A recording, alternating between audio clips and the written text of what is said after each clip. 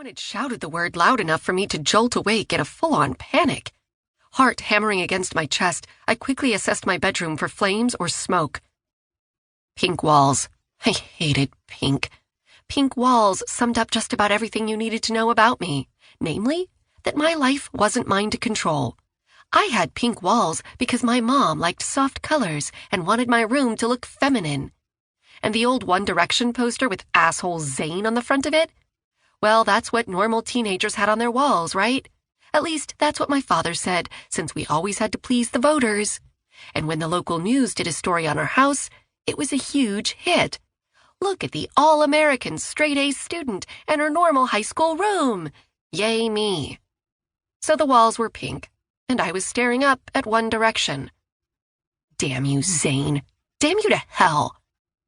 I shook my fist in the air, partially because I was still pissed at him for leaving, but mainly because I was so pissed at myself for allowing others to control me.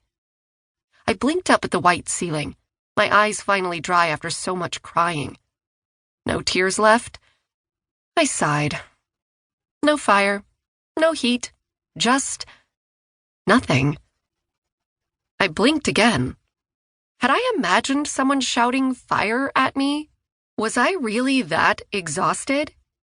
Oh, look, you're awake. My best friend, Avery, breezed into my childhood bedroom with a plate of chocolate chip cookies in one hand and a glass of wine in the other. I was afraid you were dead. What?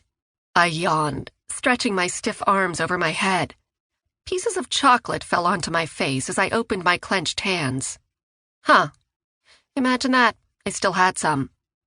Why would I be dead? You smell like it. She scrunched up her nose, and word on the street is you've given up showers and decided to stop shaving your legs. She held up her hand. What? What are you doing? I squinted and tried to focus. Why are you holding up your hand? Girl power?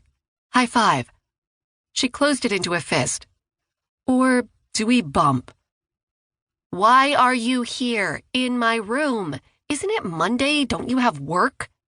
After Avery screwed her boss, literally, and found her happily ever after with her childhood friend/nemesis, she'd moved to a different department, one that needed so much organization, I almost felt sorry for her having to put in so many hours.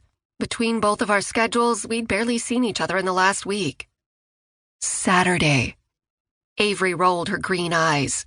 It's Saturday, Austin, as in the weekend.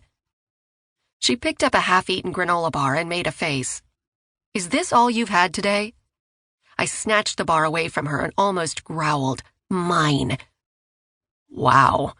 Your transformation is complete. You've turned into a hairy beast with smelly hair and... She narrowed her eyes. Dear God, you have Cheetos in your hair. Really? I perked up. No. She smacked my shoulder. See, this is what I was afraid of.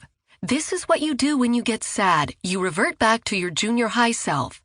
Her eyes leveled me with a knowing glare, the one that was ever present during the tumultuous high school years when my then-boyfriend Braden had literally slapped a piece of bread out of my hand during prom night because he said it was going to make me fat. Thinking about him gives me hives. Avery sighed. Are you stashing junk food in your bed? She pulled back the covers to reveal my shame.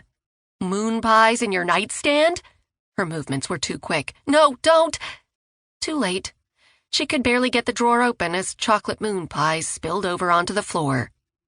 Austin. Avery shook her head slowly and held out her hand. Give me the Mountain Dew. Braden had hated Mountain Dew. That's why I bought stock in PepsiCo the minute we broke up. I have no idea what you're talking about. I sniffed while trying to move the unopened soda farther under my pillow. 1. She held up a finger. 2. Stop counting! I won't be threatened in my own room.